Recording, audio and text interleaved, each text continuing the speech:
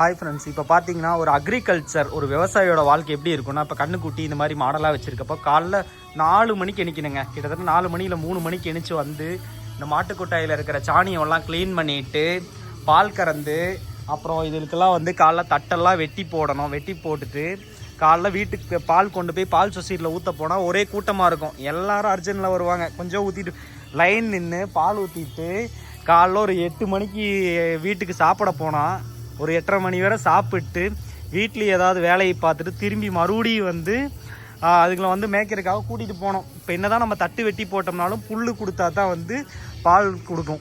அதனால் பார்த்திங்கன்னா இவ்வளவும் வந்து ஒரு விவசாயியாக இருந்து பார்க்க வேண்டியதாக இருக்குது. அதுவும் பார்த்திங்கன்னா இப்போ புல் எல்லாமே வெயில் காலத்தில் வந்து கொஞ்சம் கம்மியாக காஞ்சி போயிடும். நல்லா புல் இருக்கிற இடத்துக்கு வந்து மாட்டை ஓட்டிகிட்டு போகணும். சாயங்காலம் மட்டும் மேய்க்கணும். மதியானம் நம்ம சாப்பிடணும். இடையில வர நம்ம வேலையெல்லாம் பார்க்கணும். அவ்வளோ கஷ்டம் இருக்குங்க ஒரு விவசாயிக்கு.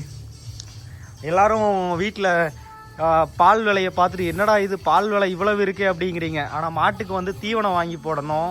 பார்த்திங்கன்னா தட்டு, அது போக அந்த சாக்கில் இருக்கு அந்த பார்த்திங்கன்னா கோதுமை தவிடு இந்த மாதிரிலாம் வாங்கி மாட்டுக்கு ஊட்டச்சத்து அதிகமாகறதுக்காக இந்த மாதிரி பார்த்திங்கன்னா சாக்கில் வாங்கிட்டு வந்து தண்ணியில் கலக்கி அதுக்கு கொடுக்கணும் குடிக்கிறதுக்கு. அப்போ தான் வந்து நல்ல பால் கிடைக்கும்.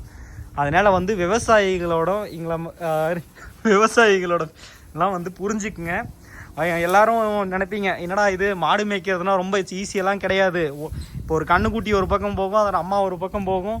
அதனால் வந்து பார்த்து அதை பக்குவமாக இருந்து பார்த்துக்கிட்டே இருக்கணும். சும்மா இருக்கிறது எவ்வளோ கஷ்டம்னு நீங்களாம் தெரிஞ்சுக்கணும். அப்படின்னா இப்போ மாடு மேய்க்க வந்தீங்கன்னா இப்போது மாட்டை அவுத்து விட்டுட்டு அதை அங்கேயே ஒரே இடத்துல மேய்ச்சிட்டு நீங்கள் அங்கேயே இருக்கணும். சாயங்காலம் மட்டும் போகாமல். ஒரு சிலர்லாம் படுத்து தூங்கிடுவாங்க. தூங்கிட்டாங்கன்னா அது அந்த சைடு போச்சா இந்த சைடு போச்சான்னு தேடணும். அதெல்லாம் அவ்வளோ ரிஸ்க் இருக்குது. தண்ணிக்குள்ளே இறங்காமல் இருக்கணும்.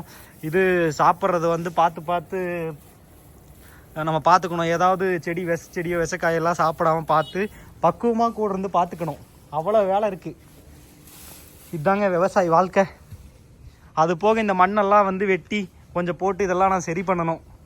இந்த சாணியெல்லாம் வந்து வண்டி வந்துச்சுன்னா ஏற்றி விடணும்.